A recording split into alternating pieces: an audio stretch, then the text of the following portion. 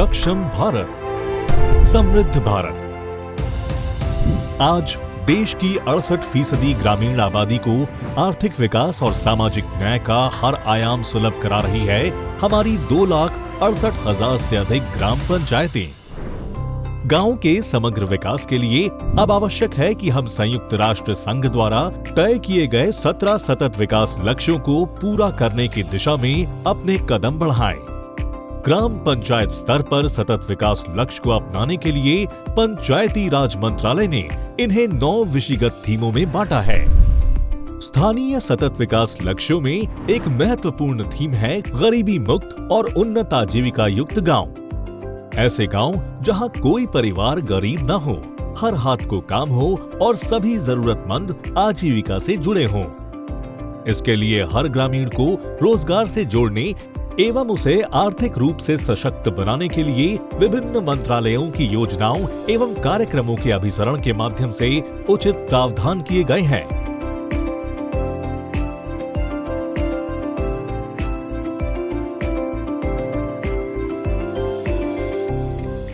देश की कई ग्राम पंचायतों ने जन भागीदारी के मॉडल को अपनाकर स्वयं सहायता समूहों से महिलाओं को जोड़कर और सरकारी योजनाओं के बेहतर कन्वर्जन से गांव से गरीबी को जड़ से मिटाने की दिशा में नए आयाम स्थापित किए हैं।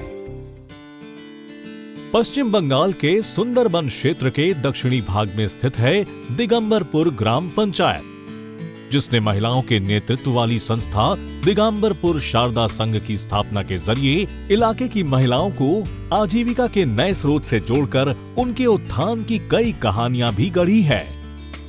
पहले यहाँ की महिलाएं पशुपालन करके उनके उत्पाद स्थानीय साहूकारों को बेचकर महज कुछ ही पैसे कमा पाती थी, मगर अब ये तस्वीर बदल चुकी है।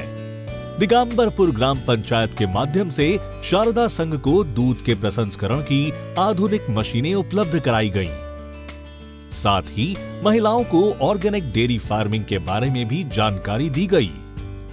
पहले जहां उन्हें इस दूध का महज 20 से 25 रुपए प्रति लीटर ही मिल पाता था, वहीं अब संघ द्वारा उन्हें इसकी कीमत 45 से 50 रुपए प्रति लीटर मिलने लगी है।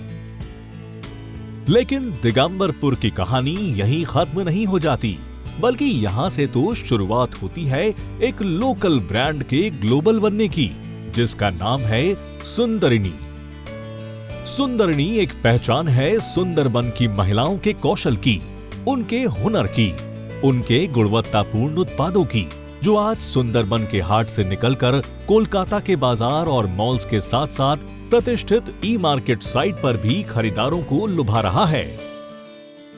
कोलकाता में स्थापित सृष्टि श्री मॉल देश का पहला ऐसा मॉल है जो सिर्फ स्वयं सहायता समूहों के उत्पादों की बिक्री के लिए बनाया गया है। यह है सिक्किम राज्य का दक्षिण सिक्किम जिला। यहाँ ग्राम पंचायतों के सहयोग से स्वयं सहायता समूह की 15,000 से अधिक बहनों ने गरीबी को मिटाने के लिए एक साथ कदम ताल किया। सिक्किम की इन ग्रामीण महिलाओं ने ऑर्गेनिक उत्पादों का एक विश्वसनीय ब्रांड रामरू स्थापित किया है। रामरू के माध्यम से खेत से सीधे बाजार तक स्वयं सहायता समूह के माध्यम से पहुंच रहे ऑर्गेनिक उत्पादों ने इस इलाके में समृद्धि की नई कहानी लिखी है। राजस्थान के अलवर जिले की ग्राम पंचायत ने पहले तो यहाँ की महिलाओं को स्वयं सहायता समूह से जोड़कर उन्हें बचत करना सिखाया, फिर उन्हें लोन उपलब्ध करवाकर एक सफल उद्यम स्थापित करने की राह दिखाई। अलवर जिले की रहने वाली अंजू देवी ने ग्राम पंचायत की मदद से जिला परिषद कार्यालय में कैंटीन शुरू की। कैंटीन में विभिन्न प्रकार के खाद्य पदार्थों को बेचकर स्वयं के रोजगार के साथ आज अंजू अन्य महिलाओं को भी काम दे रही है। महाराष्ट्र के औरंगाबाद जिले की पाटोदा ग्राम पंचायत मिसाल है ओन सोर्स रेवेन्यू से अर्जित कमाई के बेहतर उपयोग से गरीबी कम करने के प्रयासों की।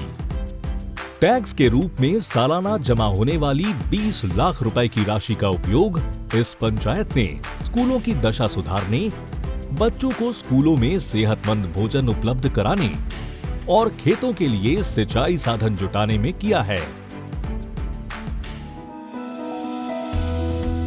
बनारस की बेनीपुर ग्राम पंचायत भी गरीबी मुक्त और उन्नत आजीविका युक्त गांव का एक बेमिसाल उदाहरण है।